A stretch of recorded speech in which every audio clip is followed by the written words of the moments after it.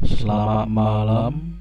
Di sini kita akan membahas tentang desain topologi jaringan dengan kondisi seperti yang diberikan di sini. Ada sebuah perusahaan yang mempunyai 7 ruangan. Masing-masing ruangan ada 5 komputer dan internet dari ISP dengan IP public 242.34.55.211 dan akses point ada 4 buah ruangan. Setiap ruangan terpisah dengan jarak 3 meter dan sistem jaringan ini menggunakan mikrotik kabel kategori 6, berarti dia memiliki kapasitas 1 GB per detik.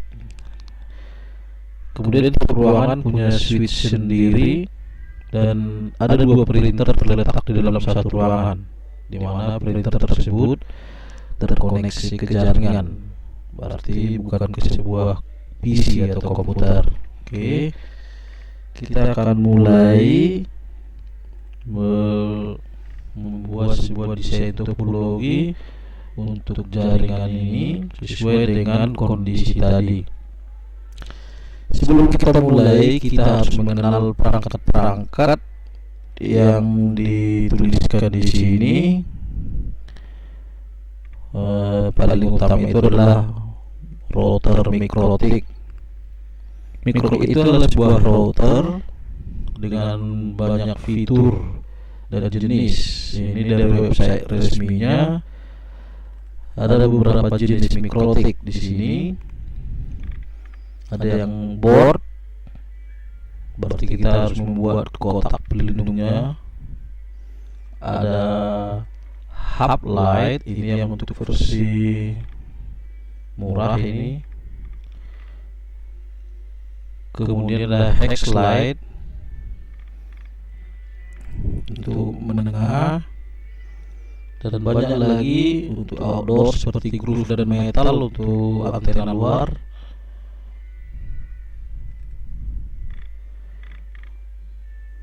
Ada disk, banyak fitur-fitur pada mikrotik. Yang pasti mikrotik adalah sebuah router, berarti dia bisa menghubungkan berbagai segmen yang berbeda dan bisa menjadi sebuah gateway pada jaringan. Oke, kita mulai dari sini. ISP. Biasanya ISP memberikan kita sebuah modem. Ini modem. Kemudian untuk manajemen bandwidth yang mengalir dari jaringan kita ke internet, kita butuh sebuah mikrotik. Di sini kita asumsikan kita menggunakan hex light RB750 hex light atau hub, ini hub, di mana pada port satunya ini untuk internet, port 2345 untuk LAN. Meskipun pada pemakaiannya sebenarnya bisa kita menggunakan 2 jalur internet, di mana jalur internet satu ke port 1, internet 2 ke 2, itu sangat fleksibel. Mikrotik ini dalam konfigurasinya sangat fleksibel. Mikrotik hub light RB750 ini port 5-nya sudah mendukung PoE atau Power over Ethernet.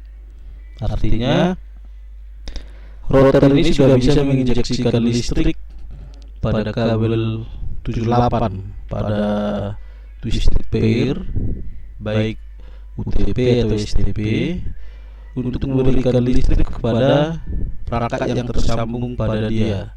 Misalnya kita menaikkan tower dengan antena di atasnya, tentu listrik tidak mungkin kita buat di atas, maka alat ini bisa menginjeksikan listrik kepada antena tersebut karena sudah memiliki fitur PoE atau Power over Ethernet. Oke.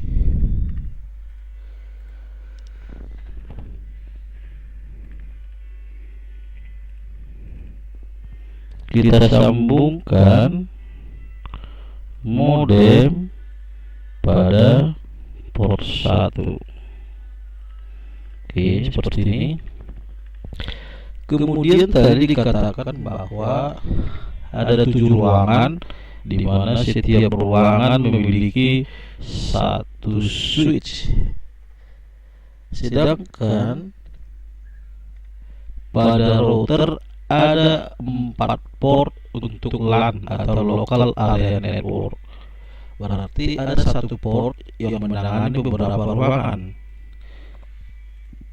Itu sangat fleksibel. Ini banyak jenis-jenis topologi yang bisa kita bangun sesuai kebutuhan.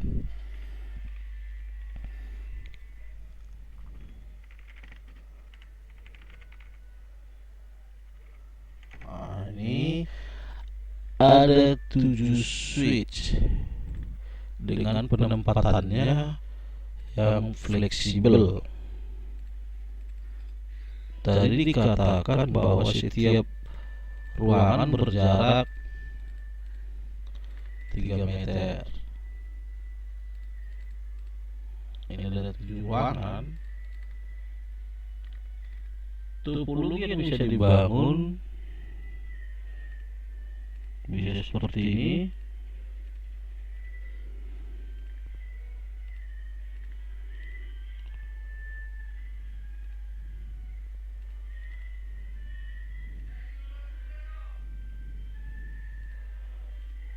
Bisa seperti ini.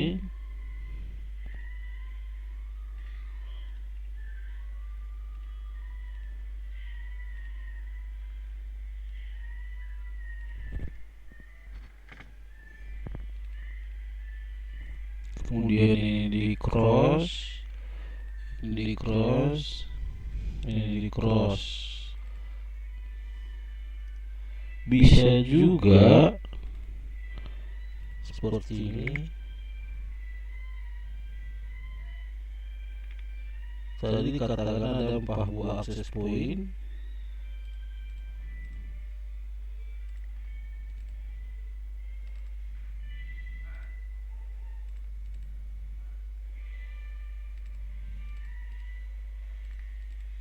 Jika ruangannya berjarak cukup jauh,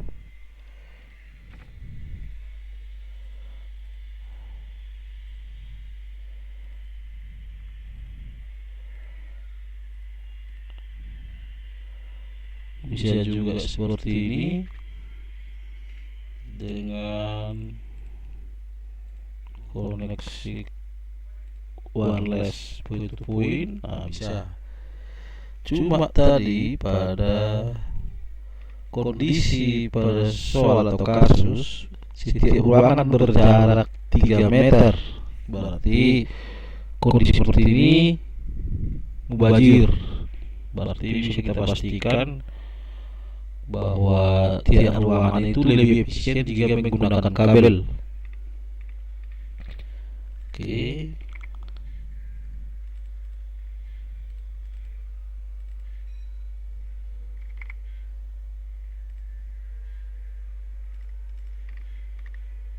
Ini kita hapus.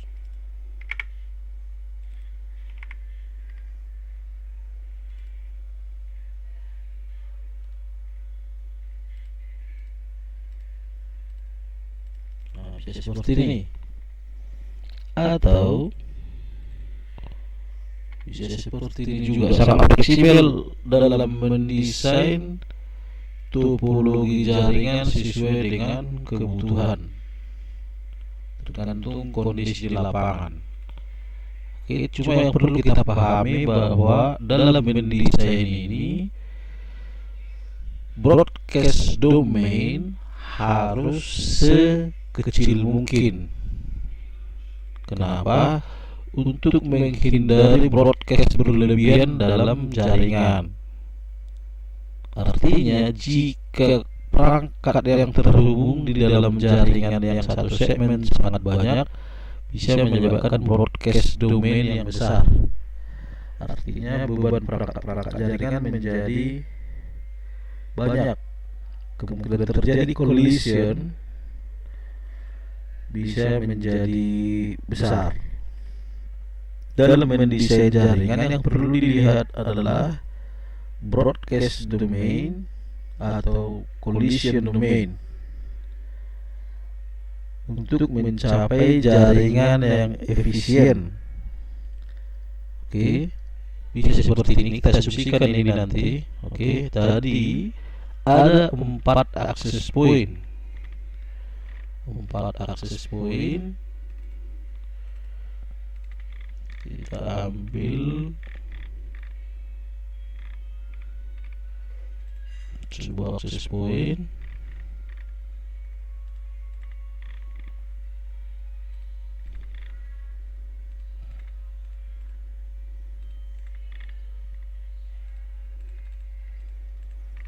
Ingat, ini akses point, bukan akses point router. Perbedaannya, jika ini sebuah akses point, berarti dia memiliki segmen yang sama dengan gateway.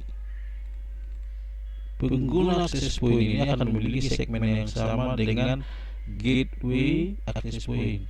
Sedangkan apabila dia sebuah akses point router, maka pengguna akan memiliki gateway terhadap alat tersebut.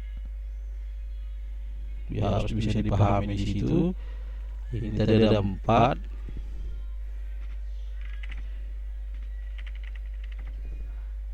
Bisa satu kita tempatkan di sini. Bisa di sini. Atau bisa di sini. Mungkin ruangan ini memiliki pengguna wireless, misalnya lobby atau ruang tunggu, di mana nanti orang supaya nyaman menunggu dibutuhkan akses point.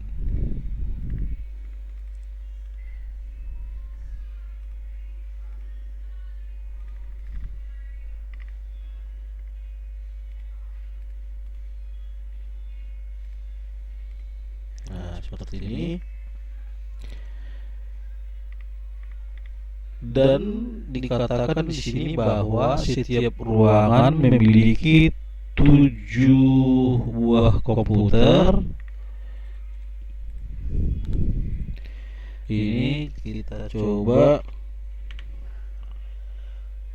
satu komputer mewakili 7 unit. Oke.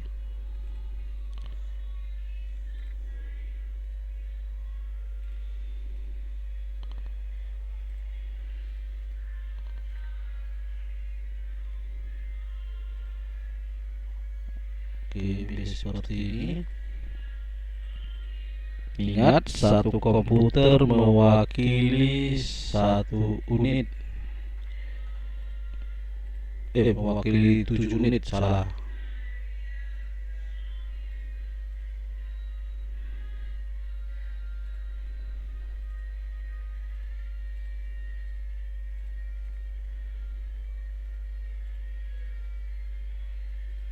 Ingat, dalam perencanaan topologi jaringan harus dihindari collision domain yang berlebihan. Caranya bisa dengan menggunakan router atau manageable switch supaya kita bisa membentuk virtual LAN. Jadi kita bisa mempersempit collision domain. Nah, seperti ini. Untuk memenuhi kondisi yang ditulis di sini, ini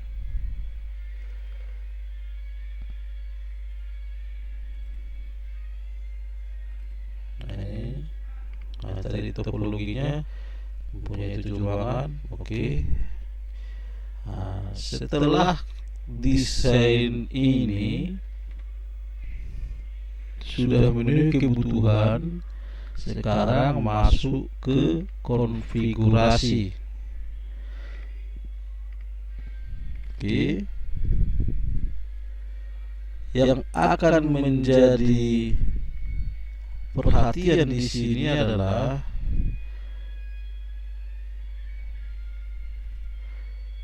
Bagaimana kita melihat gateway?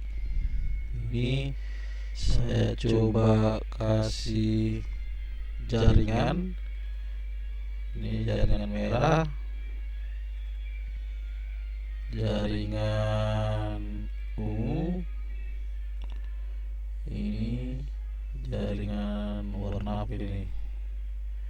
Oke, seperti ini.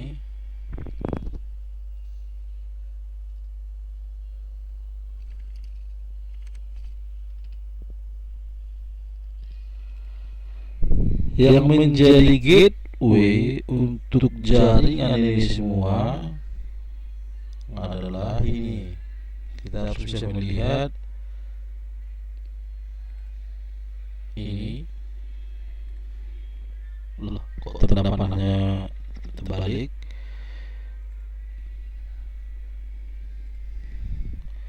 IP pada port ini sama satu segmen dengan ini.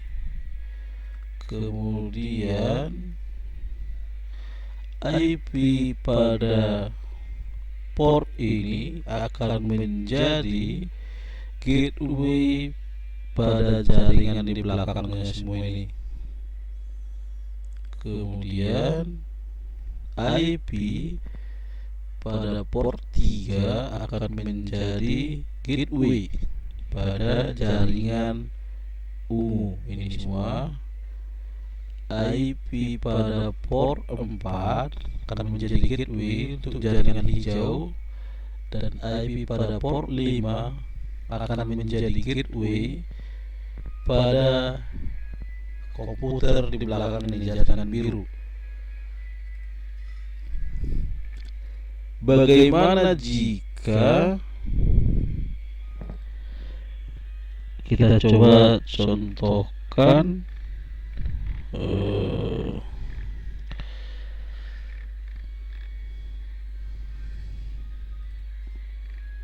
nah ini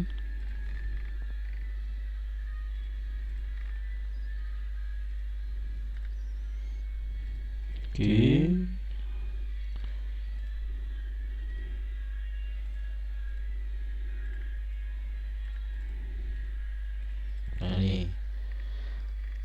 Karena tadi dikatakan ini sebuah akses point, pengguna smartphone akan memiliki gateway, yaitu IP pada port 2 ini warna merah. Hal yang berbeda akan terjadi jika ini adalah sebuah akses point router. Gateway pada jaringan pengguna wireless adalah IP dari access point router. Tetapi karena dikatakan tadi bahwa ini adalah sebuah access point yang berfungsi mengubah sinyal pada kabel menjadi sinyal radio, dia akan menjadi penerus. Berarti gateway yang didapat oleh smartphone adalah IP pada port nomor 2. Ini topologi yang kita desain. Oke. Pada konfigurasi mikrotik ini setiap port berbeda segmen pada topologi kita. Bagaimana supaya setiap port mengarah ke port 1 yang menuju internet? Terlebih dahulu pada mikrotik, fitur NAT atau Network Address Translation harus terlebih dahulu dihidupkan. Oke. Dengan dihidupkannya fitur NAT pada mikrotik, maka penerjemahan IP LAN atau IP privat yang tidak dikenal di dunia internet akan diubah menjadi IP public, yaitu IP yang dikenal pada jaringan internet atau jaringan global. Itulah fitur NAT pada router. Kebetulan pada kasus ini kita gunakan mikrotik. Sedangkan untuk penentuan IP pada semua perangkat ini harus mengikuti IP pada tiap segmen. Artinya terlebih dahulu kita harus membuat IP terhadap setiap port router.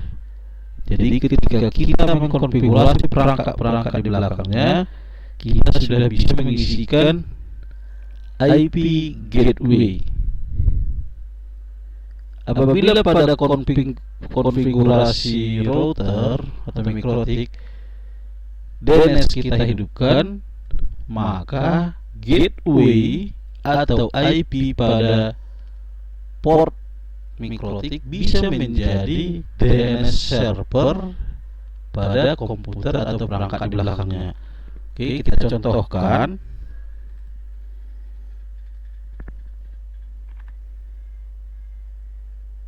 Kita asumsikan ini kelima. Ini port 5 memiliki IP 192.168.1.1.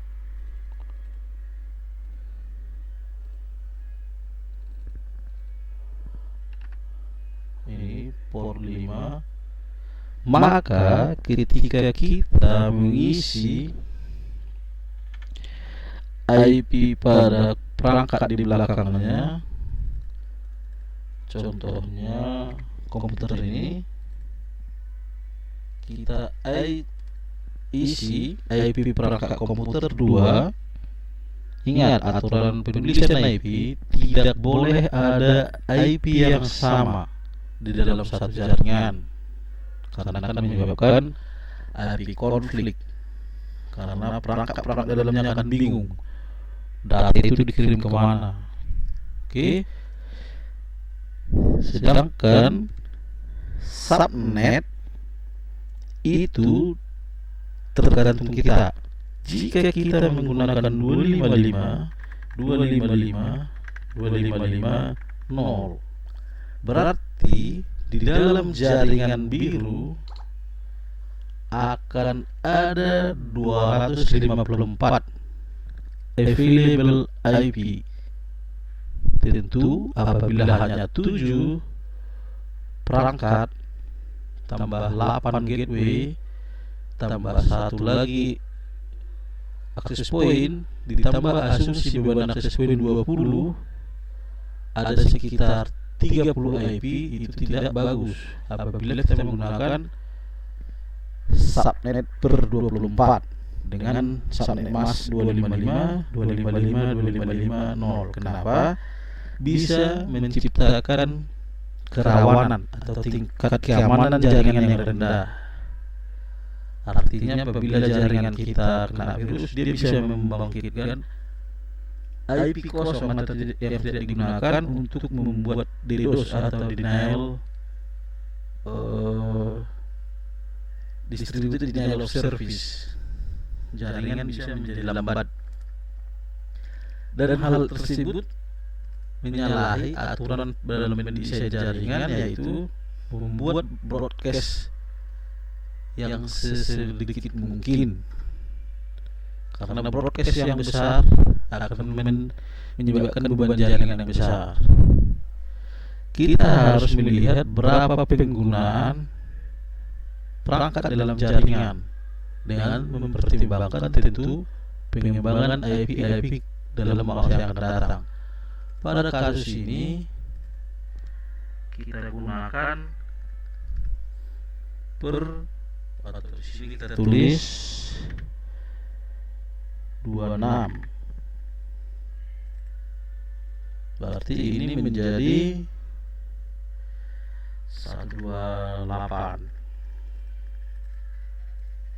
Berarti ada 30 IP yang boleh beroperasi di dalam jaringan ini. Oke, bagaimana dengan gateway? Gateway-nya adalah IP pada port 5 router. Berarti 192.168.1.1. Bagaimana dengan DNS?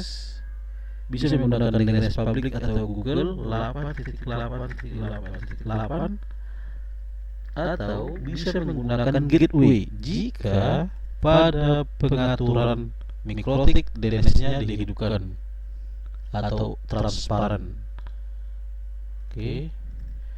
Jadi DNS-nya bisa menggunakan 192.168.1.1. Demikian juga untuk perangkat lain di jaringan ini. Bagaimana dengan jaringan yang lain? Sama, prinsipnya sama.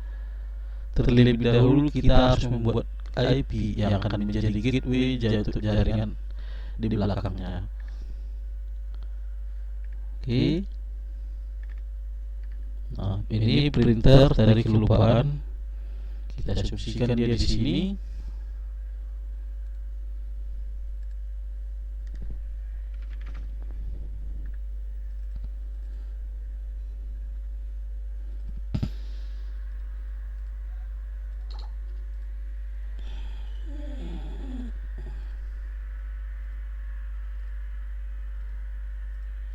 Oke, sepertilah topologi. Ini bukan sebuah topologi yang wajib untuk kasus ini. Masih banyak bentuk-bentuk yang bisa dibentuk yang memenuhi kebutuhan ini. Sangat banyak, fleksibel. Tetapi prinsip utama dalam mendesain topologi adalah dengan membuat collision domain sesedikit mungkin. Caranya adalah dengan memecah jaringan, baik dengan router atau dengan virtual LAN. Demikian penjelasan untuk kasus ini. Mudah-mudahan bisa dipahami dan bisa dikulik lagi. Saya Harlan Manurung, guru teknik komputer dan jaringan.